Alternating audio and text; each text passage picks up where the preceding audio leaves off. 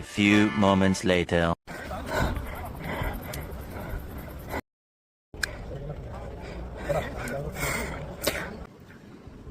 So guys, ഇന്ന് November 10 Monday.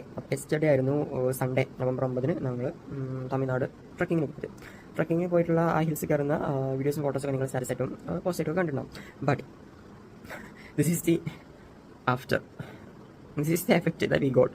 അത് നമുക്ക് കുറച്ച് അൺഫോർച്ചുനേറ്റ് ആയിട്ടുള്ള ഇൻസിഡൻസ് ഹാപ്പൻ ചെയ്തു. അൺഫോർച്ചുനേറ്റ് മാത്രം പറയാൻ പറ്റില്ല, ഇത് സർവൈവൽ ഇൻസിഡൻസ് ആയിരുന്നു അവിടെ നടന്നത്. We thought may be it's the end എന്ന് പറയുമ്പം very aggressive honey bee attack. കൂട്ടമായി വന്ന് എനിക്ക് തന്നെ ഞാൻ എണ്ണി നോക്കിയപ്പം 46 കുത്ത് കിട്ടിയിട്ടുണ്ട്. ബിഗ് ആയിട്ടുള്ള ഹണീസ് ആയിരുന്നു, ഹണി ബീസ് ആയിരുന്നു. അതും എന്താ പറയുക, വിഷമില്ലാതെ, വിഷം ഉണ്ടെന്നുണ്ടെങ്കിൽ അപ്പോൾ തീർന്നു. വിഷം ഇല്ലാത്തതുകൊണ്ട് കഴിച്ചിലായി.